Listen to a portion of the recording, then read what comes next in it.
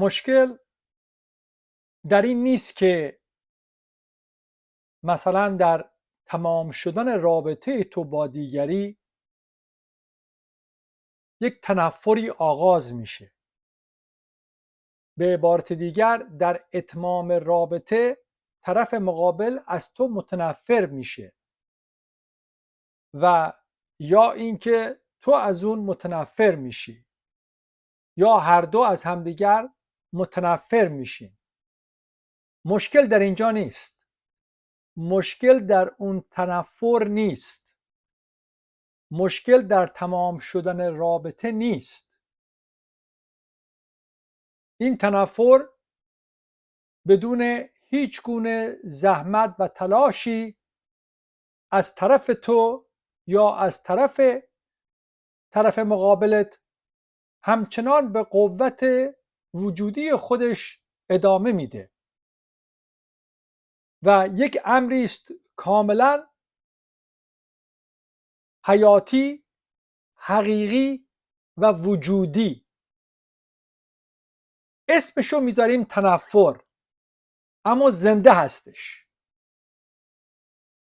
مشکل در اون تنفر نیست که زنده است، بلکه مشکل در اینه که تو و دیگری در شروع رابطه در این باور و اعتقاد حرکت میکنید که دوست داشتنی مبنی بر عشق آغاز شده. یعنی وقتی که اون علاقه و دوست داشتن بین تو و طرف مقابلت به وجود میاد، اون رو در توهمی عشق مینامی و مسلماً به خاطر که اون عشق رو حفظ بکنی، هر دو طرف رابطه منظورم هستش، دست به هر گونه تلاشی میزنید که اون عشق رو یک عمر جاودانه بهش بدید و ابدیش بکنید و در این تلاش متوهمانه است که تنفر رو هرچه بیشتر قدرت میبخشید.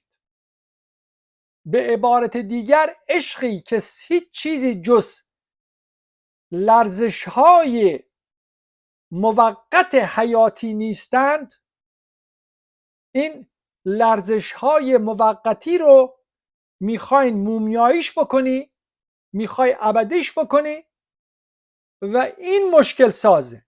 این همونیه که تنفر رو در همون اعتقادات و باورها همیشه نه تنها بارور میکنه بلکه تداوم میده.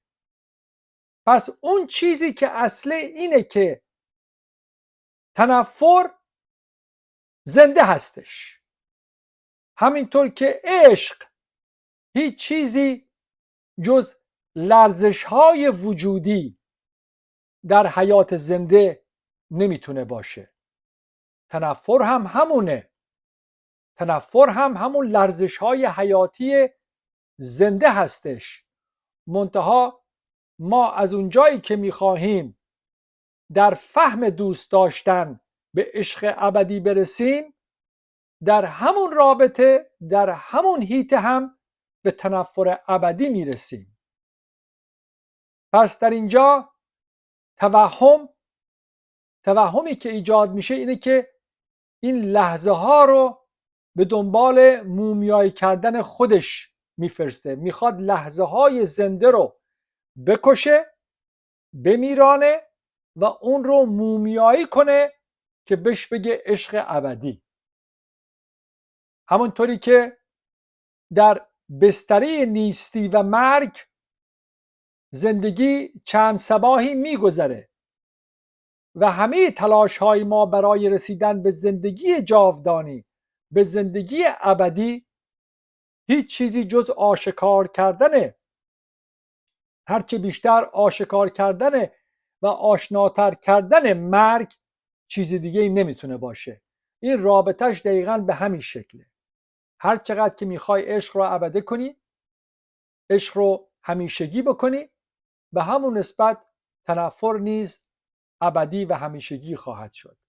هرچی بیشتر میخوای به زندگی جاودانی و ابدی برسی، هرچی بیشتر نیستی و مرگ آشکار خواهد شد.